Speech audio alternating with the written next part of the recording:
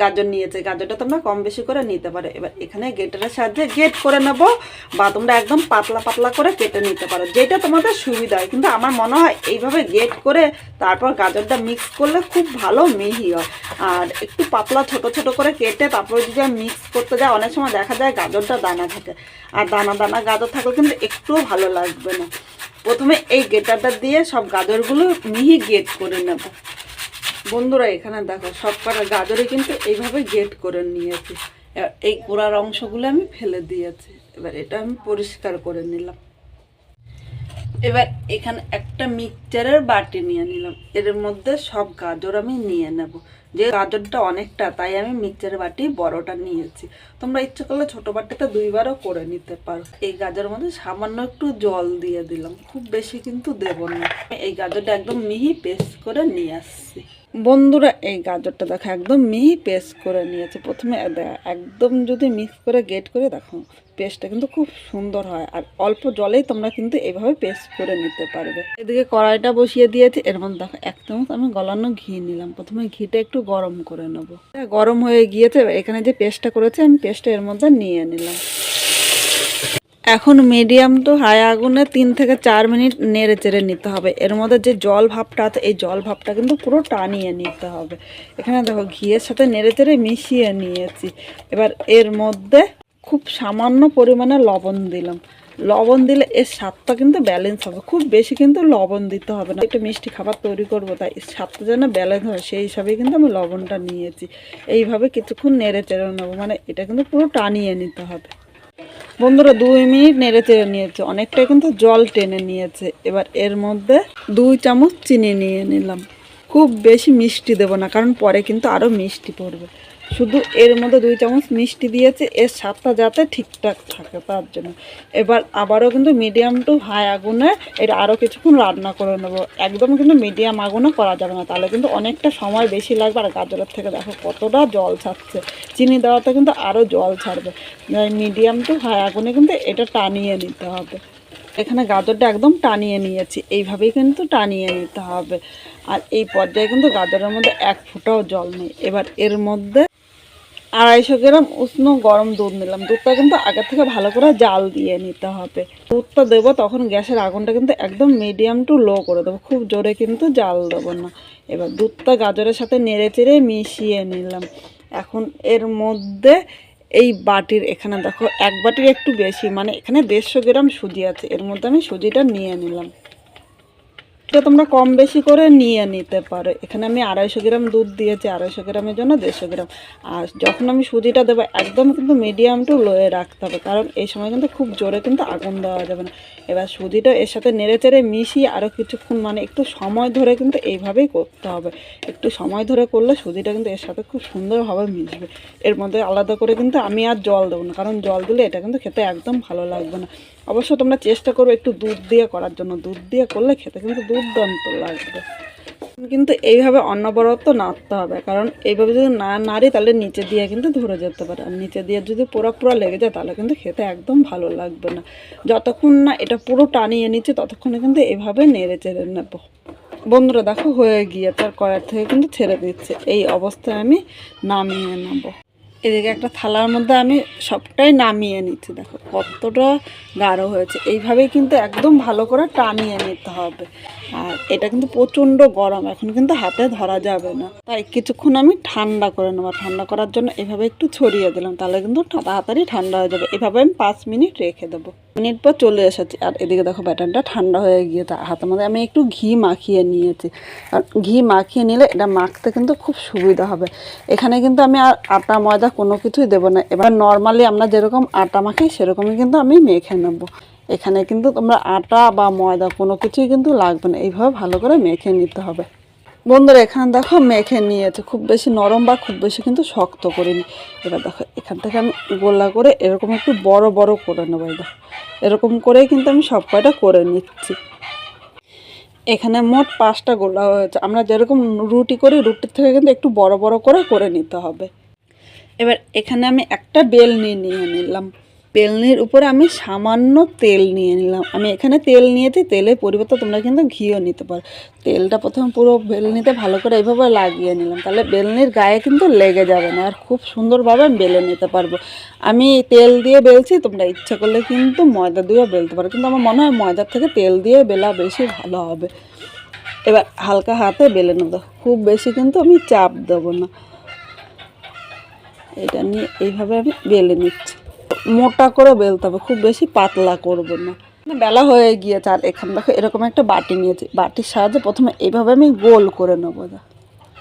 এইভাবেই কিন্তু করে নিতে হবে। এখানে একটাই হয়েছে, যেহেতু ছোট হলো, এবার এটা সরিয়ে দিলাম। এগুলি যে ফেলে দেবো তা কিন্তু না, এগুলি দিয়ে কিন্তু আমি আর একটা তৈরি করে নেবো। এইভাবে দেখো সাইডগুলো নিয়ে নিলাম। এবার এই বাটিটা দিয়ে এই সাইডটা একটু কেটে নেব। একইভাবে আমি এই সাইডটা ঘুরিয়ে এই পাশটাও কেটে নেব।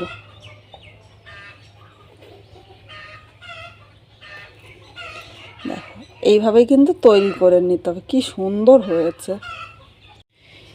এইভাবে প্রথমে আমি সবকটা তৈরি করে নেব, একদম খুব সহজভাবে কিন্তু তোমাদের করে দেখাচ্ছি। তেল দিয়ে বেলতে ইচ্ছে করলে তোমরা ময়দা দিয়েও বেলতে পারো, কিন্তু ময়দা দিয়ে বেললে পরে কিন্তু তেলটা বেশি লাগবে। এইভাবে সবকটা আমি রেডি করে নেব। বন্ধুরা এখানে সবকটা তৈরি করে নিয়েছে, দেখো কি সুন্দরভাবে তৈরি হয়েছে। এবার কড়াইটা বসিয়ে দিয়েছে, এবার কড়াইয়ের মধ্যে আমি সাদা তেল নিয়ে নেব। দেখো খুব বেশি তেল লাগবে না কিন্তু। এবার তেলটা প্রথমে ভালো করে গরম করে নেব। বন্ধুরা এখানে তেলটা প্রথমে ভালো করে গরম করে নিয়েছি, এবার একদম মিডিয়াম করে দিলাম। এবার এর মধ্যে একে একে দেখো নিয়ে নিলাম একসাথে, কিন্তু আমি সব ভাজবো না, অল্প অল্প করে আমি ভেজে নেবো, কারণ একসাথে ভাজতে গেলে কিন্তু এটা ভেঙে যেতে পারে। এখন মিডিয়াম টু হাই আগুন করে 1 মিনিট রেখে দেবো। আর এই জায়গায় দেখো এখনও কিন্তু অনেক রয়েছে, অল্প অল্প করে কিন্তু ভাজলে ভাজাগুলো খুব সুন্দর হবে। 1 থেকে 1.5 মিনিট ভেজে নেবো। এইভাবে ভাজা ভাজা দেখো এগুলো কিন্তু তেলের উপরে ভেসে উঠবে। বন্ধুরা দেখো একটা একটা করে কিন্তু সবগুলো তেলের উপরে ভেসে উঠছে। যেইগুলো ভেসে উঠছে সেগুলো আমি একটু উল্টিয়ে দেবো। তো উল্টিয়ে পাল্টিয়ে এইভাবে কিন্তু একটু লাল করে ভেজে নিতে হবে।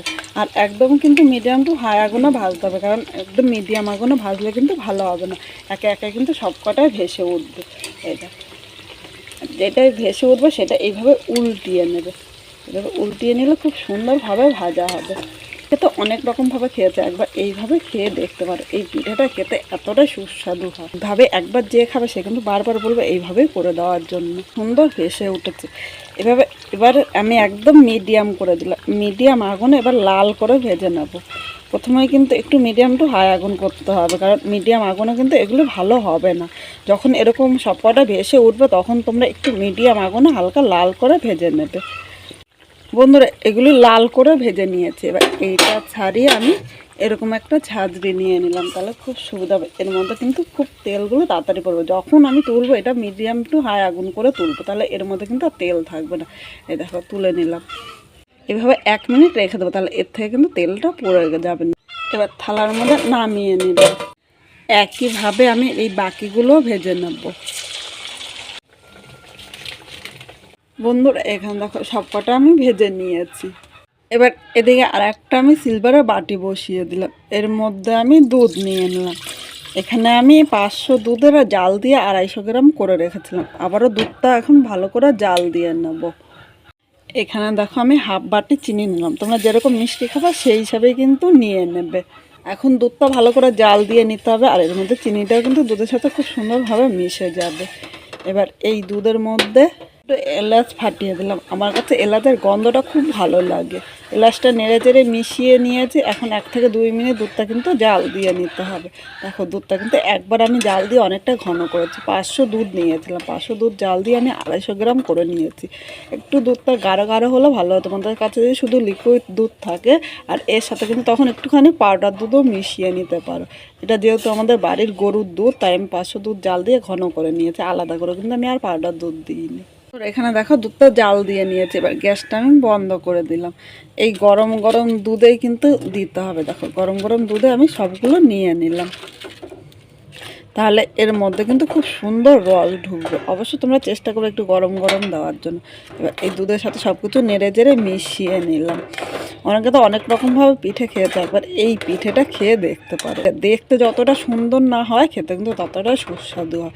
একবার যে খাবে সে কিন্তু বারবার বলবে এইভাবে করে দেওয়ার জন্য। সব কিছু নেড়ে চেড়ে মিশিয়ে নিয়েছি। এবার এইভাবে আমি 10 মিনিট রেখে দেবো, তাহলে এর মধ্যে কিন্তু রসটা ঢুকে যাবে। যখন এটা রস ঢুকে যাবে, এটা কিন্তু আরও নরম হবে আর খেতে কিন্তু আরও সুস্বাদু হবে। বন্ধুরা, আবারও চলে আসলাম। এখানে দেখো পিঠেগুলো কিন্তু রস টেনে নিয়েছে, আর পিঠেগুলো দেখো কি সুন্দর হয়েছে। এবার একটা পাত্র নিলাম, এর মধ্যে আমি নামিয়ে নেব। এগুলো কিন্তু দারুণ হয়েছে। অবশ্য তোমরা বাড়িতে একবার ট্রাই করো। এভাবে কাউকে করে দিলে সে কিন্তু বারবার বলবে এইভাবেই করার জন্য। পিঠে খেয়েছে, এইভাবে একবার করে দেখতে পারো, দারুণ হয়েছে খেতে। পিঠেগুলো একদম নরম তুলতুলে হয়েছে। একটা কেটে দেখাচ্ছি পিঠেটা কতটা নরম হয়েছে। দেখো, তোমরা দেখেই কিন্তু বুঝতে পারবে। দেখো পিঠেটা একবার তোমাদের হাত দিয়ে আমি দেখাচ্ছি। দেখো কতটা নরম ও জালিদার হয়েছে, আর ভিতরে রসটা ঢুকেছে, দারুণ হয়েছে খেতে। অবশ্য বাড়িতে একবার ট্রাই করো। আর আজকে আমার এই পিঠের রেসিপিটা তোমাদের কীরকম লাগলো কমেন্ট করো, জানাতে কিন্তু ভুলো না। নতুন কোনো বন্ধু এই ভিডিওটি দেখতে আসলে ভালো লাগলে একটা লাইক, শেয়ার ও কমেন্ট করো, সাবস্ক্রাইব করো, পাশে থেকো, যাতে নতুন নতুন ভিডিও আপলোড করলে সবার আগে নোটিফিকেশান আপনার কাছে পৌঁছিয়ে যায়।